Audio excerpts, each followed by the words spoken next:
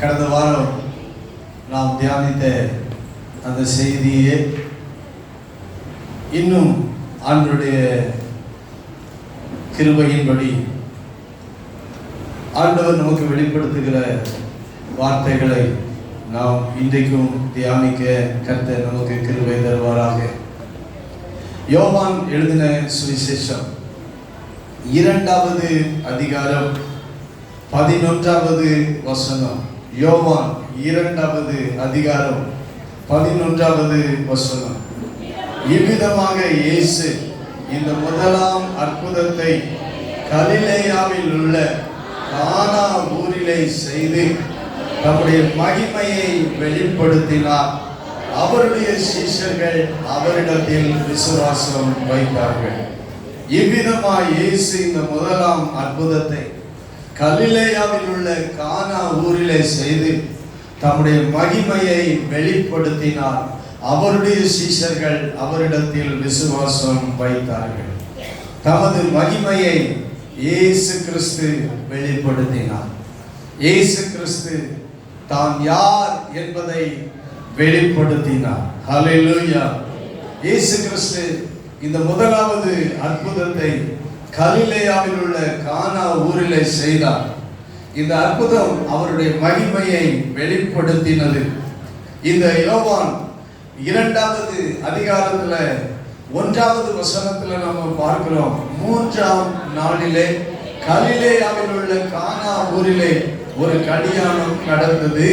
இயேசுவின் தாயும் அங்கே இருந்தார். 3ஆம் நாளிலே என்று ஆரம்பிக்கிறது. ஏனென்றால் 3ஆம் நாளிலே என்று ஏன் அந்த வார்த்தை எழுதப்பட்டிருக்கிறது என்று சொன்னால், அதற்கு முந்தின அதிகாரம் யோவான் 1வது அதிகாரத்தில் நாத்தான் வேலை பிலிப்பு என்பவன் 45வது வசனத்தில் இருந்து ஸ்தோத்திரம் உண்டாவதாக இயேசுவினிடத்தில் அழைத்து வருகிறதை நாம் பார்க்கிறோம். யோவான் 1வது அதிகாரம் 45வது வசனத்தில் பிலிப்பு நாத்தான் வேலை கண்டு இப்படி சொல்லுகிறார். நியாயப்பிரமாணத்துல மோசேயும் தீர்க்கதரிசிகளும் எழுதி இருக்கிறவரை கண்டோம்.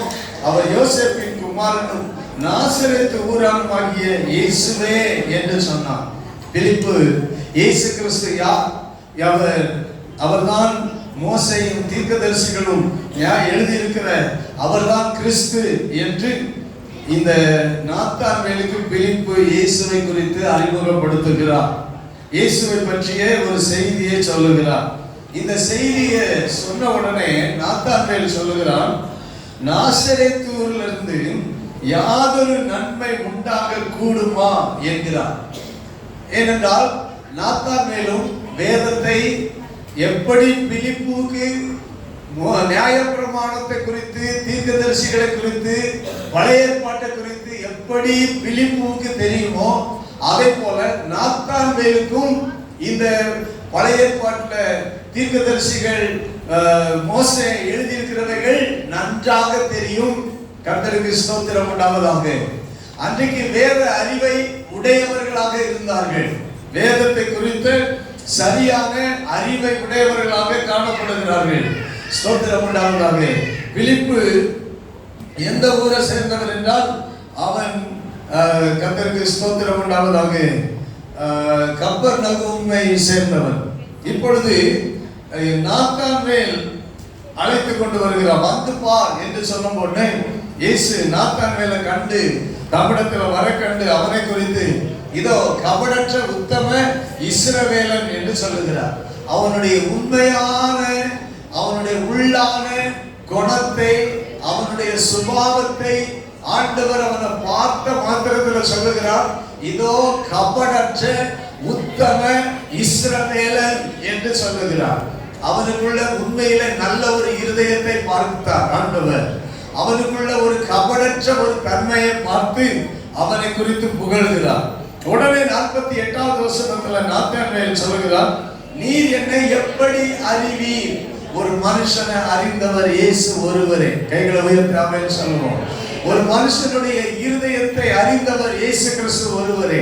ஒரு மனிதனுடைய குணநலன்களை அறிந்தவர் இயேசு கிறிஸ்து ஒருவரே. எந்த ஒரு மனிதனும் எந்த ஒரு மனிதனுடைய குணநலனை கண்டிப்பாகவே தெரிய முடியாது, அறிந்து கொள்ள முடியாது. ஸ்தோத்திரம் உண்டாவது. எவ்வளவு நல்லவனாக இருந்தாலும் கூட அவனை அறிந்து கொள்ள ஒரு மனிதனாக முடியவே முடியாது. ஆனால் நீர் எப்படி என்னை அறிவீர், நீர் என்னை எப்படி அறிவீர் என்று இந்த நாத்தான்மேல் இயேசு கிறிஸ்துவை பார்த்து கேட்கிறார். அப்பொழுது ஆண்டவர் இயேசு கிறிஸ்து சொல்லுகிறார், பிலிப்பு, உன்னை அழைக்கிறதுக்கு முன்னே நீ அத்திமரத்தின் கீழே இருக்கும் போது உன்னை கண்டேன். உன் சுபாவத்தை எனக்கு தெரியும், உன்னை பற்றி எனக்கு நல்லா தெரியும். அது மாத்திரம் இல்ல, பிலிப்பு, உன்னை அழைக்கிறதுக்கு முன்னாடி நீ எங்க இருந்து உட்கார்ந்து இருந்த? அத்திமரத்தின் கீழே உட்கார்ந்து இருக்கும் போதே நான் உன்னை கண்டேன். நீ எப்படிப்பட்டவன் என்பதை உன்னை கண்டேன். நீ எதை குறித்து ஆராய்ந்து கொண்டிருக்கிறாய், எதை குறித்து யோசித்துக் கொண்டிருக்கிறாய் என்பதை நான் கண்டேன். அவனுடைய ஃபுல் ஹிஸ்டரி, அவன் அத்திமரத்தின் கீழே இருக்கும் போது அவன் எதெல்லாம் யோசிச்சுக்கிட்டு இருந்தானோ, சிந்திச்சுக்கிட்டு இருந்தானோ, எதெல்லாம் செய்துக்கிட்டு இருந்தானோ எல்லாவற்றையும் ஆண்டவர் சொல்லிட்டார். கைகளை உயர்த்தி ஆமென் சொல்லுவோம். அல்லேலூயா. உடனே நாத்தான்மேல், ரவி, நீ தேவனுடைய குமாரன், உண்மையிலே நீதான் இந்த பிலிப்பு சொன்னானே மேசியா என்று, நியாயப்பிரமாணத்தில் மோசேயும் தீர்க்கதரிசிகளும் எழுதியிருக்கிறவர் என்று, உண்மையில நான் அதை ஏற்றுக்கொள்கிறேன். அல்லேலூயா. சுதந்திரம். இந்த பழைய ஏற்பாட்டில் யாரை குறித்து இந்த வேதம் எழுதியிருக்கிறதோ அவர் நீர்தான் என்பதை நான் ஏற்றுக்கொள்கிறேன் என்று இந்த நாத்தான்மேல் அறிக்கையிட்டான். நீர்தான் தேவனுடைய குமாரன், நீர்தான் இஸ்ரவேலினுடைய ராஜாவே, நீர்தான் மேசியா, நீர்தான் கிறிஸ்து, நீர்தான் இஸ்ரவேலினுடைய ராஜா என்று அவன் அறிக்கையிடுகிறான். அப்பொழுது ஆண்டவர் சொன்னார், நீ அத்திமரத்தின் கீழே இருக்கும்போது உன்னை கண்டேன்னு சொன்னதுனாலே விசுவாசிக்கிறாய், இதிலும் பெரிதானவைகளை காண்பாய். இன்னும் நீ பெரியவைகளை உன்னை குறித்து மாத்திரம்தான் நான் உனக்கு சொல்லி இருக்கிறேன். ஆனால் நீ இன்னும் இதிலும் பெரிதானவைகளை காண போகிறாய். அல்லேலூயா. அதுல என்ன காண போகிறாய்? இன்னும் நீ மாத்திரமல்ல, இன்னும் திரள அநேகர் காண போகிறாங்க. இன்னும் அவர் அவனை நோக்கி வானம் திறந்திருக்கிறதையும் தேவதூதர் மனுஷகுமாரனிடத்திலிருந்து ஏறுகிறதையும் இறங்குகிறதையும் நீங்கள் இது முதல் காண்பீர்கள் என்று மெய்யாகவே உங்களுக்கு சொல்லுகிறேன் என்றார். சோதரர், நீங்கள் இன்னும் ஒன்றை காணப்போகிறீர்கள், பெரிதானவைகளை காணப்போகிறீர்கள். தேவதூதர்கள் மனுஷகுமாரனிடத்திலிருந்து இயேசு கிறிஸ்துவினிடத்திலிருந்து ஏறுகிறதையும் இறங்குகிறதையும் இது முதல் காண்பீர்கள் என்று சொன்னார். ஸ்தோத்திரம் உண்டாவதாக. இதை சொல்லி இப்போ கவனிங்கள், நாத்தான்மேல் இயேசுவின் சீஷனாக மாறிவிட்டார். அல்லேலூயா. நாத்தான்மேல் இயேசு கிறிஸ்துவின் சீஷனாக மாறிவிட்டார். ஸ்தோத்திரம் உண்டாவதாக. யோவான் எழுதின சுவிசேஷம் 21வது அதிகாரம் 2வது வசனத்தை பார்க்கும்போது உங்களுக்கு தெரியும். யோவான் 21வது அதிகாரம் 2வது வசனம். சீமோன் பேதுருவும் திதிமு எனப்பட்ட தோமாவும் கலிலேயா நாட்டில் உள்ள கானா ஊரானாகிய நாத்தான்மேலும். இந்த நாத்தான்மேல் எந்த ஊரை சார்ந்தவன்? கானா ஊரை சார்ந்தவன். இப்போ இயேசுவின் சீஷனாக நாத்தான்மேல் மாறிவிட்டார். இப்பொழுது 3ஆம் நாளிலே, கர்த்தருக்கு ஸ்தோத்திரம், அதுதான் இந்த நாத்தான்மேலோடு பேசின பின்பு 3வது நாளிலே என்று ஆரம்பிக்கிறது. நாத்தான்மேலை இயேசு கண்டார், இயேசு அவனை அழைத்தார், அவருடைய சீஷனாக மாறிவிட்டார். இப்பொழுது இந்த நாத்தான்மேலுடைய சொந்த ஊராகிய கானா ஊருக்கு ஆண்டவர் செல்லுகிறார். அல்லேலூயா. 3வது நாளிலே இந்த கானா ஊருக்கு இயேசு கிறிஸ்து செல்லக்கூடிய வாய்ப்பு உண்டாகிறது. அந்த சீஷனுடைய அந்த நாத்தான்மேலுடைய சொந்த கிராமத்துக்கு செல்லக்கூடிய வாய்ப்பு உண்டாகிறது. அதனால்தான் அந்த வார்த்தை எழுதுகிறது 3ஆம் நாளிலே. இந்த நாத்தான்மேலோடு பேசின பிறகு 3வது நாளிலே. கர்த்தருக்கு ஸ்தோத்திரம். இந்த 1வது அதிகாரத்தில் நாத்தான்மேலோடு ஆண்டவர் சம்பாஷித்தாரே, அதற்கு பின்பு 3வது நாளிலே கலிலேயாவில் உள்ள கானா ஊரிலே, கலிலேயா என்கிற அந்த ஒரு நாடு, புறச்சாதியாருடைய நாடு, அந்த நாட்டிலே கப்பர்நகும் என்பது ஒரு பெரிய பட்டணம். கப்பர்நகுமுக்கு சுற்றி கானா என்கிற ஒரு சிறிய கிராமம் உண்டு, நாசரேத் என்கிற ஒரு சிறிய கிராமம் உண்டு. இவைகளெல்லாம் அதுக்கு சுற்று வட்டாரத்தில் இருந்த கிராமங்கள். இந்த நாசரேத்தின் ஊர்ல இருந்து ஆண்டவர் இயேசு கிறிஸ்து இப்ப எங்க வந்துட்டாரு? கப்பர்நகூமுக்கு வந்து விட்டார். கப்பர்நகூமில தான் இயேசு கிறிஸ்து தங்கி இருக்கிறார். அல்லேலூயா. இப்போ அவருக்கு ஒரு அழைப்பு கொடுக்கப்படுகிறது. நீ எங்க வர வேண்டும்? கானா ஊருக்கு வர வேண்டும். ஏன் கானா ஊருக்கு வர வேண்டும்? அங்கே ஒரு திருமணம் நிகழ்வு இருக்கிறது. எனவே நீ கானா ஊருக்கு வர வேண்டும் என்று அவருக்கு அழைப்பு கொடுக்கப்பட்டதுனால அந்த நாத்தான்வேலுடைய ஊராகிய கானா ஊருக்கு ஆண்டவர் இயேசு கிறிஸ்து வந்தார். கரங்களை உயர்த்தி அல்லேலூயா சொல்வோம். அல்லேலூயா. கர்த்தருக்கு ஸ்தோத்திரம் உண்டாவதாக. கானா ஊர்ல ஒரு கல்யாணம் நடந்தது. கர்த்தருக்கு ஸ்தோத்திரம். கவனிக்க வேண்டும். இந்த திருமண வீடு கானா ஊர்ல, இந்த திருமண வீட்டுல இயேசுவின் தாயும் அங்கே இருந்தாள் என்று எழுதி இருக்கிறது. இயேசுவினுடைய தாயினுடைய ஊர் என்ன? நாசரேத். ஆனா இப்பொழுது இந்த கல்யாணம் எந்த இடத்துல இயேசுவின் தாய் மரியாள் இருக்கிறார்கள்? கானா ஊர்ல இருக்கிறாங்க. ஸ்தோத்திரம். அப்படி என்றால் இந்த கானா ஊர்ல நடந்த இந்த திருமணம் ஒரு இயேசுவின் தாய்க்கு மிகவும் நெருங்கின ஒரு குடும்பமாக இருக்கிறதை நாம பார்க்கிறோம். ஸ்தோத்திரம். ஒரு நெருங்கின உறவின் முறையில் அந்த கானா ஊர்ல உள்ளதான அந்த திருமணம் நிகழ்வு இருக்கிறது. அதனாலதான் மரியாளும் அந்த கல்யாண வீட்டிலே இயேசுவின் தாயும் அங்கே இருந்தாள் என்று வேதம் சொல்லுகிறது. அல்லேலூயா. ஆமென். மரியாளுக்கு அந்த திருமண வீட்டில் ஒரு முக்கியத்துவம் இருந்தது. கைகளை உயர்த்தி அல்லேலூயா சொல்வோம். அல்லேலூயா. அந்த கானா ஒரு திருமண வீட்டில் மிக முக்கியத்துவம் மரியாளுக்கு காணப்படுகிறது. இரண்டாவது, அந்த திருமண வீட்டில் இயேசுவுக்கு முக்கியத்துவம் இருந்தது. அல்லேலூயா.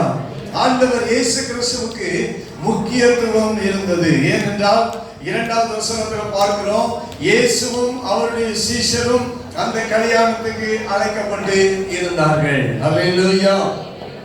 ஆமென். கர்த்தருக்கு ஸ்தோத்திரம். முக்கியத்துவம் இருந்தது.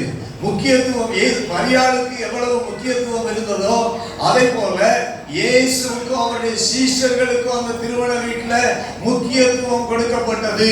ஸ்தோத்திரம் உண்டாவதாக. அவர்கள் அழைக்கப்பட்டு இருந்தார்கள்.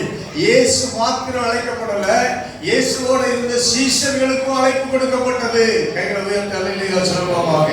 அல்லேலூயா.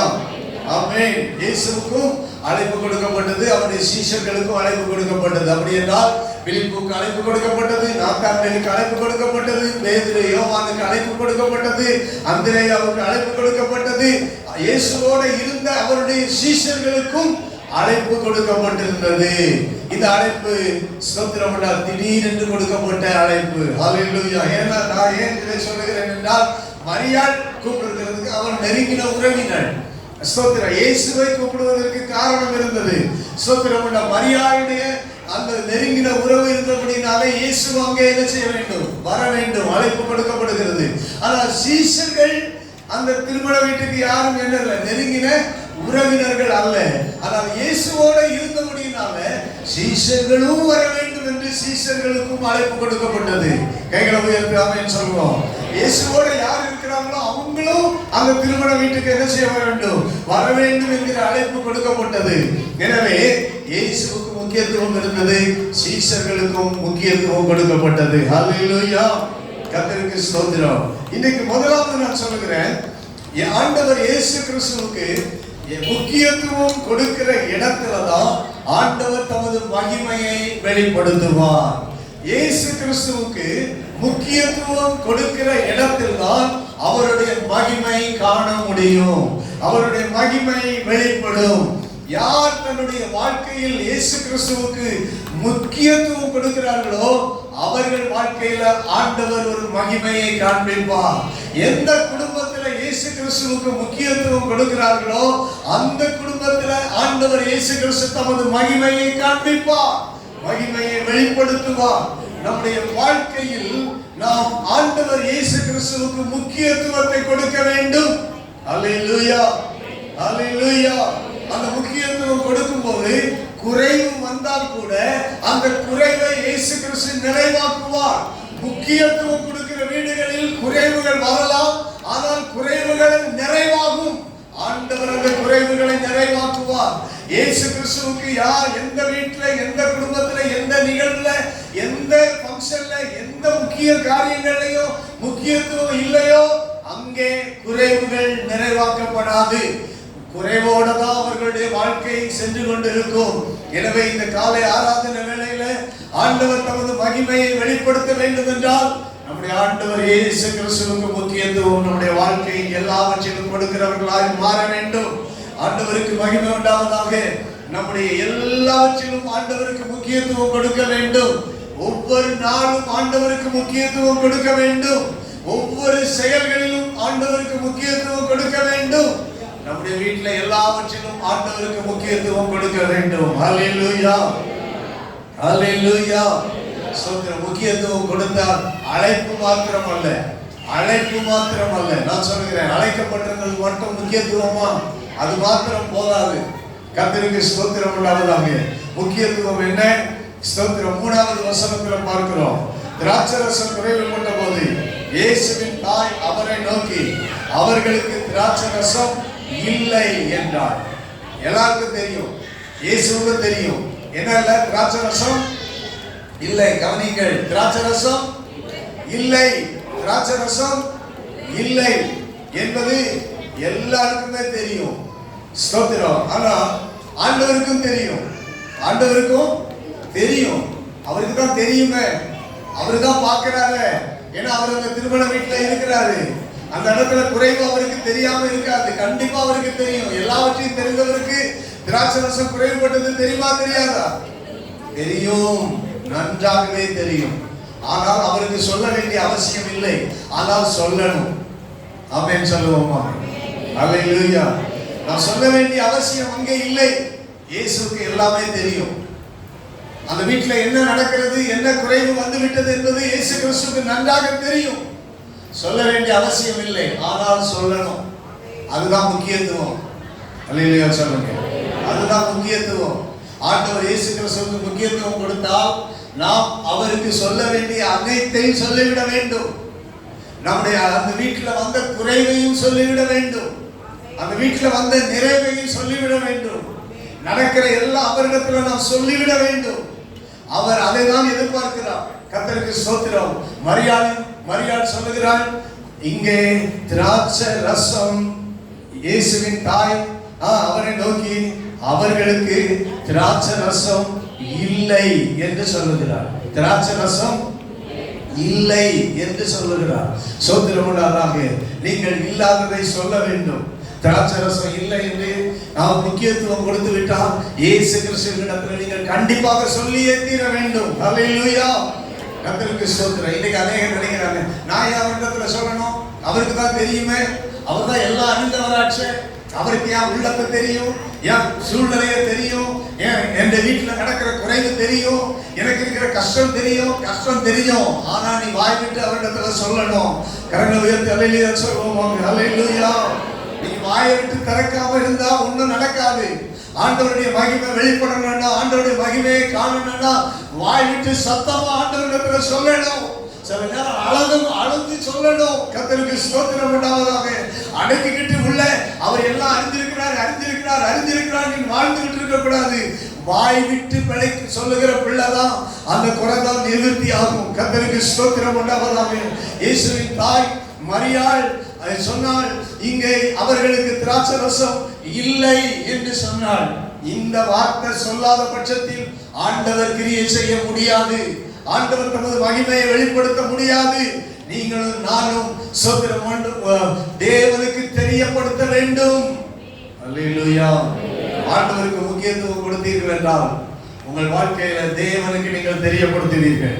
உங்கள் ஜெபத்தினால், உங்கள் விண்ணப்பத்தினால், உங்கள் வேண்டுதலினால் தேவனுக்கு தெரியப்படுத்துவீர்கள். அல்லேலூயா. உங்க வேண்டுதல் திராட்சரசம் இல்லை ஆண்டவரே என்று ஸ்தோத்திரம் உண்டாகும். அவர்களுக்கு திராட்சரசம் இல்லை, எனக்கு மாத்திரமல்ல வந்த அநேகருக்கு திராட்சரசம் இல்லை என்கிறதை நீங்கள் தேவனுக்கு தெரியப்படுத்துவீர்கள். அதுதான் தேவனை கனப்படுத்துவது. உங்கள் வாழ்க்கையில் தேவனுக்கு தெரியப்படுத்துகிற ஜெபம், தேவனுக்கு தெரியப்படுத்துகிற விண்ணப்பம், தேவனுக்கு தெரியப்படுத்துகிற வேண்டுதல் இருந்தா ஆண்டவரை கனப்படுத்துகிறோம். தேவனுக்கு தெரியப்படுத்தாட்டா தேவனை நாம என்ன செய்யல, முக்கியப்படுத்தவில்லை என்றுதான் அர்த்தம். ஆண்டவர் இயேசு கிறிஸ்துவை முக்கியப்படுத்துவீர்கள் என்றால் நீங்கள் கண்டிப்பாக ஜெபம் பண்ணுவீர்கள். உங்கள் தேவையை அவருக்கு தெரிவிப்பீர்கள். அல்லேலூயா. ஸ்தோத்திரம் உண்டா. உங்கள் விண்ணப்பத்தை அவருக்கு செலுத்தி செய்து ஸ்தோத்திரம் உண்டா சொல்லுவீர்கள். நீங்கள் சொல்ல வேண்டும் என்று ஆண்டவர் எதிர்பார்க்கிறார். அல்லேலூயா. நீங்கள் வாயை திறந்து சொல்ல வேண்டும். ஆமென். மனசுக்குள்ள சொல்றேனே இல்ல, வாய் விட்டு சொல்லணும், வாயை திறந்து சொல்லணும். கர்த்தருக்கு ஸ்தோத்திரம் உண்டாவதாக. அல்லேலூயா. ஸ்தோத்திரம். இந்த வேதம் முழுவதும் ஸ்தோத்திரம் வாயை திறந்த போதுதான் அற்புதம் நடந்தது. ஸ்தோத்திரம். வாயை திறக்காமல் மௌனமா மனசுக்குள்ளேயே பேசிட்டு இருக்கிறதுனால அற்புதம் நடக்காது. தேவனுடைய நியதி என்னவென்றால் வாயை திறந்து உன் குறைய சொல்லணும், அறிக்கையிடணும். கர்த்தருக்கு ஸ்தோத்திரம் உண்டாவதாக. அல்லேலூயா. ஸ்தோத்திரம். அறிக்கையிடணும், வாயிலிருந்து வார்த்தை வரணுங்கிறது ஆண்டவர் எதிர்பார்க்கிறார். கர்த்தருக்கு மகிமை உண்டாவதாக. எனவே ஆண்டவர் இயேசு கிறிஸ்துவுக்கு முக்கியத்துவம் கொடுத்தால் அவருடைய மகிமையை நீங்கள் காண்பீர்கள். கைகளை உயர்த்தி அல்லேலூயா சொல்லுவாங்க. இயேசு கிறிஸ்துவுக்கு யார் உங்கள் குடும்பத்தில் முக்கியத்துவம் கொடுக்கிறீர்களோ, அவரை அழைக்கிறீர்களோ, அவருக்கு உங்கள் குறைவுகளை சொல்லுகிறீர்களோ, உங்கள் பிரச்சனைகளை சொல்லுகிறீர்களோ, உங்களுக்கு என்ன நடந்து விட்டது என்பதை சொல்லுகிறீர்களோ, அந்த சமுதாயத்தில் அந்த வீட்டில் என்ன நடந்தது என்பதை சொல்லுகிறீர்களோ, அப்பொழுதுதான் ஆண்டவருடைய மகிமையை நீங்கள் கண்டுகொள்ள முடியும். கரங்களை உயர்த்தி அல்லேலூயா சொல்வோமாக. அல்லேலூயா. அல்லேலூயா. கர்த்தருக்கு ஸ்தோத்திரம் உண்டாவதாக. ஆமென். கர்த்தருக்கு ஸ்தோத்திரம். தேவனுக்கு முக்கியத்துவம் கொடுக்கிறது. இரண்டாவதாக ஸ்தோத்திரம் உண்டாவதாக. இங்கே நாம் பார்க்கிறோம், மணவாளன் ஸ்தோத்திரம் 10வது வசனத்துல நாம் பார்க்கிறோம், எந்த மனுஷனும் முன்பு நல்ல ரசத்தை கொடுத்து ஜனங்கள் திருப்தி அடைந்த பின்பு ருசி குறைந்ததை கொடுப்பால், நீரோ நல்ல ரசத்தை இதுவரைக்கும் வைத்திருந்தீரே என்றார். எந்த மனுஷனும், இதைத்தான் போன வாரங்களோடு பேசினேன், எந்த மனுஷனும் முன்பு நல்ல ரசத்தை கொடுத்து ஜனங்கள் திருப்தி அடைந்த பின்பு ருசி குறைந்ததை கொடுப்பார். கர்த்தருக்கு ஸ்தோத்திரம். மணவாளனுடைய ஒரு நல்ல எண்ணத்தை நாம் இங்கே பார்க்கிறோம். அதாவது என்ன எண்ணம்? ருசி மிகுந்தது, ருசி குறைந்தது. ரெண்டு ரகத்தை இந்த மணவாளன் அந்த திருமண வீட்டில் வைக்கவில்லை. ஆமென் சொல்வோமா? அல்லேலூயா. ரெண்டு ரகமான திராட்சை ரசங்களை இந்த திருமண வீட்டில் மணவாளன் என்ன செய்யவில்லை? வைக்கவில்லை. ஏனென்றால் அதுதான் ஒரு நல்ல உயர்ந்த குணம். ஸ்தோத்திரம் உண்டாவதாக. அப்படி என்றால் அநேக திருமண வீடுகளில் என்ன நடந்திருக்கிறது என்றால், நல்ல ரசமும் வைத்திருப்பார்கள், ருசி மிகுந்த ரசமும் வைத்திருப்பார்கள், ருசி குறைந்த ரசத்தையும் வைத்திருப்பார்கள். ஆனால் இந்த திருமண வீட்டில் ருசி மிகுந்த ரசம் தான் இருந்ததை அல்லாமல் ருசி குறைந்த இரண்டாவது ரகம், இரண்டாவது குவாலிட்டி உள்ளது. அந்த ரகம் அந்த வீட்டில், அந்த திருமண வீட்டில் அப்படிப்பட்ட ரசம் காணப்படவே இல்லை. கர்த்தருடைய நாமம் மகிமைப்படுவதாக. அல்லேலூயா. கர்த்தருக்கு மகிமை உண்டாகட்டும். ஆமென். அவனுடைய எண்ணம் என்ன? எல்லாரும் என்ன செய்யணும்? ருசி மிகுந்ததுதான் கடைசி வரைக்கும் அவர்கள் பானம் பண்ணணும் என்பதுதான் மணவாளனுடைய விருப்பமாக இருந்தது. சோத்திரம். நாம என்ன சொல்லுவோம்? நினைப்போம், முதல்ல நல்ல ரசத்தை கொடுப்போம், அப்புறம் என்ன பண்ணுவோம்? ருசி குறைந்ததை கொடுப்போம் அப்படிங்கிற எண்ணம் ஒரு நாள் நமக்கு இருக்கக்கூடாது. கைகளை உயர்த்தி அல்லேலூயா சொல்லுவோம். அல்லேலூயா.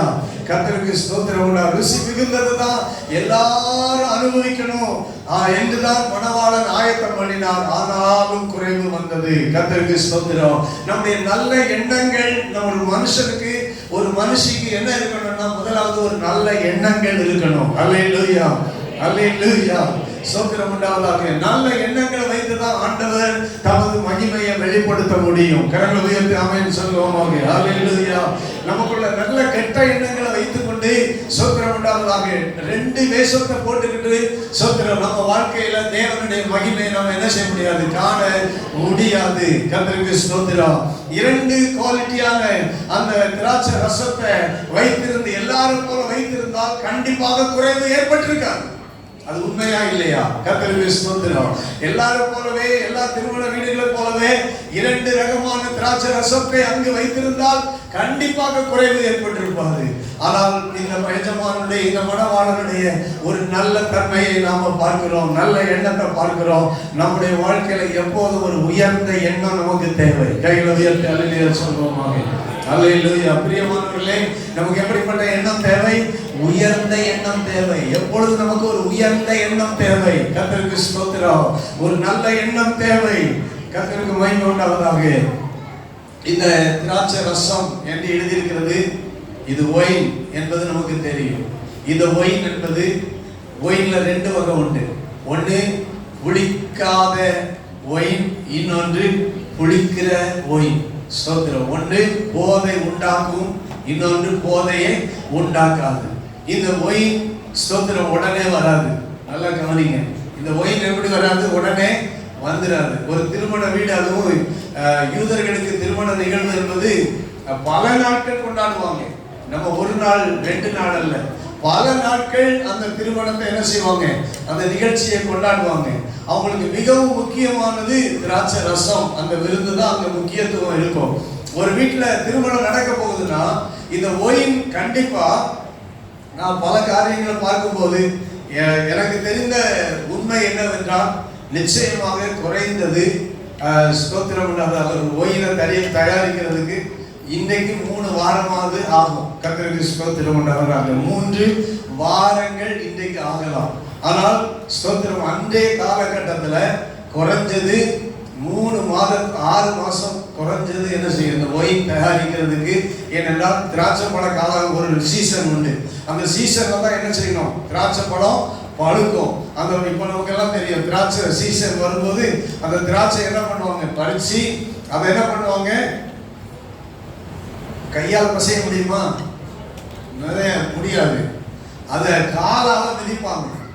அந்த தொட்டியில போட்டு திராட்சை பழத்தை அந்த தொட்டியில போட்டு என்ன பண்ணுவாங்க?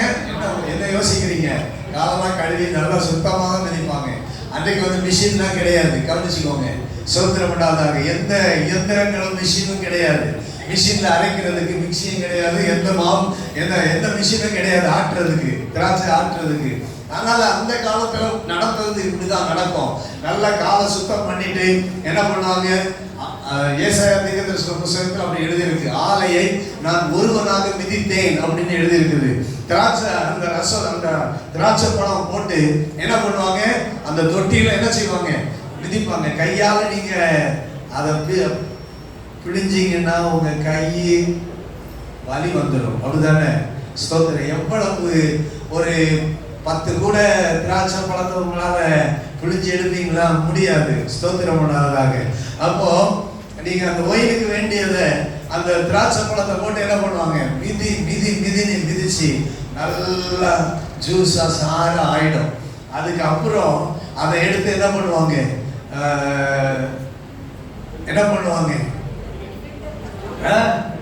பெரிய பாத்திரங்கள்ல வச்சு அதை பூமிக்கு கீழே என்ன பண்ணுவாங்க?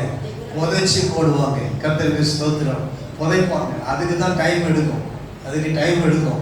அதை புதைச்ச பிறகு அதுக்கப்புறம் அதை ஒரு குறிப்பிட்ட காலத்துல வெளியில எடுத்து அது புளிக்காத ரசமாகவும் இருக்கும். அதை இன்னும் வெளியில வைக்கும் போது என்ன பண்ணா பழைய ரசமா மாறி அது புளிக்க ஆரம்பிக்கும். கர்த்தருக்கு ஸ்தோத்திரம். இது புது ரசம். ஆண்டவர் இயேசு கிறிஸ்து கானா ஊர்ல கல்யாண வீட்டுல என்ன ரசத்தை ஆண்டவர் சொன்னார்? புது ரசம். ஒருவேளை ஜனங்கள் இன்னைக்கு இந்த ரசம் ஒயின் அப்படின்ன உடனே இயேசு கிறிஸ்து ஒயினை பானம் பண்ணாரா அப்படிங்கிற ஒரு கேள்வி அநேகருக்குள்ள வந்து விடுகிறது. கர்த்தருக்கு ஸ்தோத்திரம். இது போதை உண்டு பண்ணுகிற ரசம் அல்ல. இது புளிப்பு இல்லாத நல்ல ஆரோக்கியமான ஒரு ரசம். இன்னும் இதை சொல்ல போனா சில நாள் அந்த காலத்துல 1 வருஷம் கூட இந்த ரசத்தை ப்ரிப்பேர் பண்றதுக்கு 1 வருஷம் கூட ஆகும். நல்ல ரசம். அந்த ரசத்தை அதுக்கப்புறம் நல்ல ரசமா ஃபர்ஸ்ட் குவாலிட்டி, செகண்ட் குவாலிட்டி அப்படின்னு என்ன செய்வாங்க? பிரிச்சு தரத்தை பிரிச்சு எடுப்பாங்க. கர்த்தருக்கு ஸ்தோத்திரம். ருசி மிகுந்தது, ருசி குறைந்தது அப்படின்னு சொல்லி அதை பிரிச்சு எடுப்பாங்க. ஆனா கர்த்தருக்கு ஸ்தோத்திரம் உண்டாவதாக. இப்படி இவ்வளவு ப்ரிப்பரேஷன் பண்ணி ஸ்தோத்திரம் உண்டாவது திருமண வீட்டுக்கு இவ்வளவு ப்ரிப்பரேஷன் பண்ணி ருசி மிகுந்த ரசத்தை கொண்டு வந்து வைத்த போதுதான் அந்த ரசத்துல குறைவு வந்தது. கர்த்தருக்கு மகிமை உண்டாவதாக. ஹல்லேலூயா. அந்த மணவாளனுடைய நல்ல எண்ணத்தை அந்த பண்பை ஆண்டவர் மதித்த போது ரசம் குறைவுபடாமல் இருப்பதுதான் ஒரு மணவாளனுக்கு மகிமை. கைகளை உயர்த்தி அல்லேலூயா சொல்வோமாக. அல்லேலூயா. ஒரு வீட்டுல ரசம், திராட்சை ரசம் குறைவுபடாம இருப்பதுதான் மணவாளனுக்கு மகிமை. கர்த்தருக்கு ஸ்தோத்திரம். அவரை அழைத்தவருக்கும் மகிமை. ஹல்லேலூயா. இயேசுவுக்கு மகிமை என்ன? குறைவுபடாமல் இருப்பது. நமக்கு மகிமை என்ன? நம்முடைய வீட்டுல குறைவுபடாம இருப்பது. ஹல்லேலூயா. கர்த்தருக்கு ஸ்தோத்திரம் உண்டாக. மகிமையை தக்க வைக்க இயேசு அற்புதத்தை செய்தார். அந்த மணவாளனுடைய உயர்ந்த எண்ணத்துக்காக இயேசு கிறிஸ்து அற்புதத்தை செய்தார். அவன் மகிமை கடைசி வரைக்கும் இருக்கணும் என்பதற்காக. ஹல்லேலூயா. ஸ்தோத்திரம். திருமண வீட்டுல குறைவு ஏற்படும் போது அவனுக்கு அந்த மகிமை என்ன செஞ்சிடும்? போயிடும். குறைவு வந்தால் மகிமை விலகிவிடும். அந்த மகிமை கடைசி வரைக்கும் அந்த மணவாளனுக்கு இருக்க வேண்டும் என்பதற்காக இயேசு அற்புதம் செய்தார். நம்முடைய உயர்ந்த எண்ணம் ஸ்தோத்திரம் உண்டாவதாக. கடைசி வரைக்கும் நமக்கு மகிமையை ஆண்டவர் மகிமையானவர்களை நமக்கு செய்வார். கைகளை உயர்த்தி அல்லேலூயா சொல்வோமாக. அல்லேலூயா. நல்ல எண்ணம், உயர்ந்த எண்ணம், மேலான எண்ணம் நம்முடைய வாழ்க்கையில எப்போது காணப்படும் போது நாம் ஆண்டவருடைய மகிமையை கண்டுகொள்ள முடியும். அல்லேலூயா. கர்த்தருக்கு ஸ்தோத்திரம். நான் மறுபடியும் சொல்கிறேன், முந்தின ரசத்துக்கு கர்த்தருக்கு ஸ்தோத்திரம் உண்டாவதாக. 3 மாசம், 6 மாசம், 1 வருஷம், அதுக்கு பல மாசங்கள் உண்டு. ஆனால் பிந்தின ரசத்துக்கு டைமே கிடையாது. கைகளை உயர்த்தி அல்லேலூயா சொல்வோமாக. அல்லேலூயா. பிந்தின ரசம், இயேசு செய்த அற்புத ரசம் ஸ்தோத்திரம் 1 வினாடியில வந்தது. கைகளை தட்டி ஆண்டவரை மகிமைப்படுத்துவோமாக. அல்லேலூயா. ஸ்தோத்திரம். ஆமென். அல்லேலூயா. ஸ்தோத்திரம். மனுஷன் உண்டாக்குகிற ரசத்துக்கு என்ன உண்டு? அதுக்கு ப்ரிப்பரேஷன் உண்டு, அதுக்கு டைம் உண்டு. கர்த்தருக்கு ஸ்தோத்திரம் உண்டா. பல காலங்கள் அதுக்கு டைம் எடுக்கும். ஸ்தோத்திரம். இன்னைக்கு நாம ஃபங்க்ஷன் வைக்கிறோம்னா கடையில போய் உடனே என்ன செஞ்சிடலாம்? வாங்கிட்டு வந்துடலாம் குறைஞ்சதுன்னா. ஆனா அன்றைக்கு என்ன செய்ய முடியாது? கடையில போய் வாங்க முடியாது. ஒரு ஃபங்க்ஷனுக்கு அவங்க அதுக்கு முன்னாடியே அந்த ஃபங்க்ஷனுக்கு 6 மாசமோ 3 மாசத்துக்கு முன்னாடியே இதெல்லாம் ரெடி பண்ணி வச்சிருவாங்க. கர்த்தருக்கு ஸ்தோத்திரம் உண்டாவதாக. ஆனால் என் ஆண்டவர் இயேசு கிறிஸ்து ஒரே வினாடியில அற்புதத்தை செய்தார். அவருக்கு ப்ரிப்பரேஷன் டைம் கிடையாது. ஹல்லேலூயா. சொல்லுங்க. என் ஆண்டவர் இயேசு கிறிஸ்துவுக்கு ஆமென் ப்ரிப்பரேஷன் டைமே கிடையாது. ஆனா மனுஷனுக்கு என்ன உண்டு? ப்ரிப்பரேஷன் டைம் உண்டு. எந்த ஒரு பொருளுக்கும், எந்த ஒரு காரியத்துக்கும் நாம ப்ரிப்பரேஷன் ஆகணும், ஆயத்தப்படணும். திருமணமா ஆயத்தப்படணும். ஆயத்தம் இல்லாம எதுவும் நடக்காது. அல்லேலூயா. சொல்லுங்க. ஆயத்தப்படணும். எவ்வளவு ஆயத்தம் இருந்தாலும் குறைவு வந்த போது என் ஆண்டவர் அந்த குறைவை 1 வினாடியில அந்த குறைவை நிறைவாக்கினார். கைகளை உயர்த்தி அல்லேலூயா சொல்வோமாக. அல்லேலூயா. அல்லேலூயா. அல்லேலூயா. கர்த்தருக்கு மகிமை உண்டாவதாக. கர்த்தருக்கு ஸ்தோத்திரம் உண்டாவதாக. என் ஆண்டவர் இயேசு கிறிஸ்து. கர்த்தருக்கு ஸ்தோத்திரம். கவனிங்கள். மாம்சத்துல அவர் இருந்தபடியினால அவர் கர்த்தருக்கு ஸ்தோத்திரம் ஒன்றை வைத்து இல்லாத ஒன்றை உண்டாக்கினார். ஆண்டவர் அவருக்கு ப்ரிப்பரேஷன் டைம் இல்ல, ஆனா அவருக்கு ஒன்று வேண்டும். அல்லேலூயா. கவனிங்க. ஆண்டவருக்கு என்ன வேணும்? ஒன்று. இந்த மேஜிக் மாதிரி மேஜிக் மாதிரி ஒண்ணு என்ன செய்ய முடியாது. கண்ணை கட்டி இருக்க கிடையாது. ஒன்று இருக்கணும். ஒன்று இல்லாம ஒன்றை வைத்து இல்லாத ஒன்றை இயேசு கிறிஸ்து உண்டாக்குகிறார். அல்லேலூயா. ஏன்னா இயேசு கிறிஸ்து மாம்சத்துல இருக்கிறார்.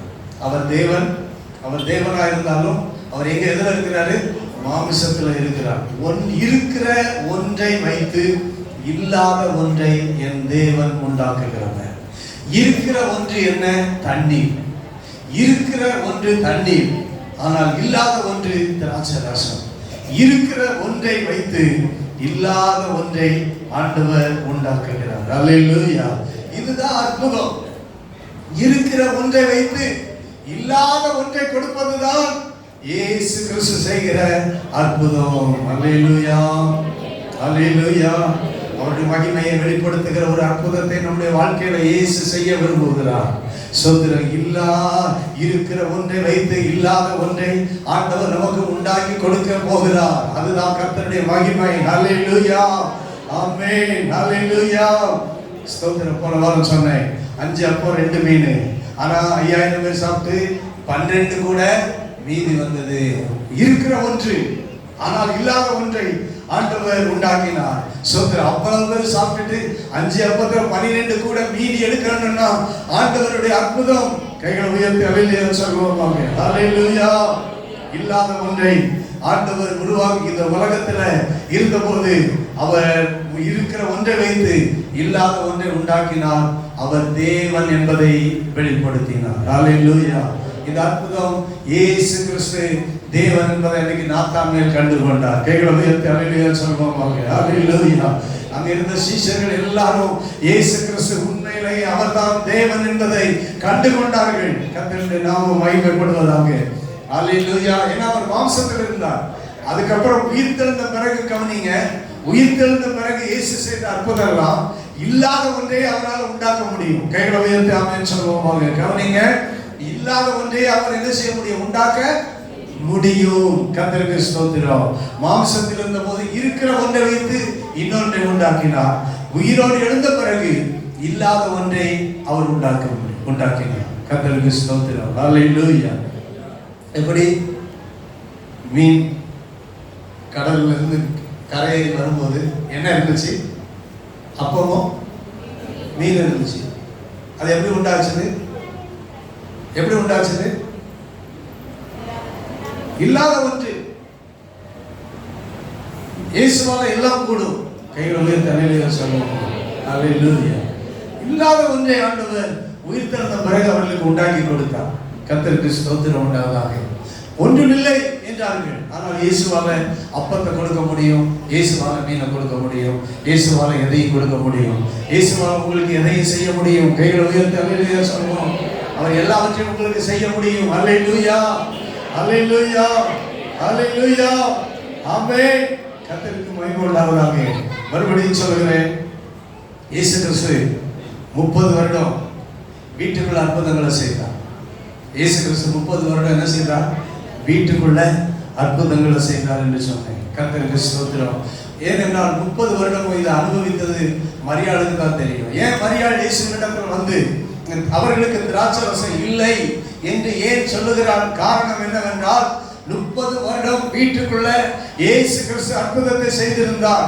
அவருடைய வாழ்க்கையில் இந்த அற்புதங்களை அன்றாடம் மரியாள் அனுபவித்திருந்தார்கள். கர்த்தருக்கு மகிமை உண்டாவதாக. அல்லேலூயா. ஸ்தோத்திரம். 30 வருடம் இயேசு கிறிஸ்து குடும்பத்துக்குள்ள வீட்டுக்குள்ள அற்புதத்தை செய்தார். இப்பொழுது ஞானஸ்நானம் பெற்று ஊழியத்தை தொடங்கின பொழுதுதான் வெளியரங்கமான அற்புதத்துல தான் இது முதலாவது அற்புதம். கைகளை உயர்த்தி ஆமென் சொல்லுவாங்க. அல்லேலூயா, அல்லேலூயா. வெளியரங்கமா இயேசு செய்த அற்புதம் தான் இது முதலாவது அற்புதம். இந்த கலிலேயாவுல அதுக்கு பிறகு 3 வருடம் இயேசு அற்புதங்களை செய்தார். முதல் அற்புதம் கானாவூர் கல்யாண வீடு. இயேசு கிறிஸ்து தேவன் என்பதை இந்த முதல் அற்புதத்திலேயே வெளிப்படுத்தினார். கைகளை தட்டி ஆண்டவரை மகிமைப்படுத்துவோமாக. அல்லேலூயா, அல்லேலூயா. இயேசு கிறிஸ்து தெய்வம் என்பதை, இயேசு கிறிஸ்து தேவன் என்பதை, அவர் ஒருவர் தான் தெய்வம் என்பதை ஸ்தோத்திரம் உள்ள இந்த முதல் அற்புதத்திலேயே கானாவூர் கல்யாண வீட்டுல இந்த அற்புதத்தை செய்து வெளிப்படுத்தினார். அல்லேலூயா, ஆமென். இன்னைக்கு நான் உங்களுக்கு சொல்லுகிறேன், இயேசு கிறிஸ்து ஒருவரே மெய்யான தேவன், இயேசு கிறிஸ்து ஒருவரே மெய்யான ஆண்டவர், இயேசு கிறிஸ்து ஒருவரே எல்லாவற்றையும் உங்கள் வாழ்க்கையில செய்ய முடியும். அவரால் தான் எல்லாமே செய்ய முடியும். உங்கள் குறைவை எல்லாம் நிறைவாக்க அவரால் மாத்திரமே முடியும். கர்த்தருக்கு ஸ்தோத்திரம். இயேசு கிறிஸ்து ஒருவரே தேவனாக இருக்கிறார். அவர்தான் அற்புதங்களை செய்கிற தேவனாய் இருக்கிறார். அல்லேலூயா. அவரே அற்புதங்களை செய்கிற தேவனாய் இருக்கிறார். கர்த்தருடைய நாமம் மகிமைப்படுவதாக. இது முதல் அற்புதம். இன்னும் அநேக அற்புதங்களை இயேசு செய்ததை நாம் பார்க்கிறோம். கர்த்தருடைய நாமம் மகிமைப்படுவதாக. மூன்றாவதாக கவனியுங்கள். மூன்றாவதாக அற்புதம் செய்ய நான் சொன்னேன்.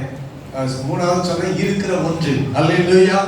இருக்கிற ஒன்றை வைத்து ஆண்டவர் என்ன செய்கிறார்? அற்புதத்தை செய்தார். நாலாவதாக அற்புதம் செய்ய இருக்கிற ஒன்று வேண்டும், இன்னும் செயல்படுகிற மனிதர்களும் வேண்டும். கைகளை உயர்த்தி ஆமென் சொல்லுவாங்க. அல்லேலூயா.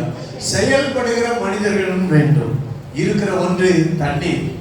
இப்ப தண்ணீர் இருக்கிறது, ஆனால் இந்த தண்ணீர் ஸ்தோத்திரம் யோவான் சுவிசேஷம் 2வது அதிகாரம் ஸ்தோத்திரம் 6வது, அதனால்தான் மரியாள் சொல்கிறார் ஸ்தோத்திர திராட்சரசம் இல்லைன்னு சொல்லிட்டு அவள் சொல்லுகிறார் வேலைக்காரரை நோக்கி, அவர் உங்களுக்கு என்ன சொல்லுகிறாரோ, 5வது வசனம், அவர் உங்களுக்கு என்ன சொல்லுகிறாரோ அதின்படி செய்யுங்கள். மரியாள் அற்புதத்தை அனுபவித்தவளாச்சே, அதனால இப்ப மரியாள் சொல்லிட்டார். மரியாள் வேலைக்காரரை கூப்பிடுறாங்க. வேலைக்காரரை கூப்பிட்டு இந்த இயேசு கிறிஸ்து என்ன சொன்னாலும் அதை நீங்க என்ன செய்யணும்? செய்யணும். இல்லையா? சொல்லுங்க. கவனிக்கிறீங்களா? இந்த அம்மா வேலைக்காரங்களை கூப்பிட்டு என்ன சொன்னாங்க?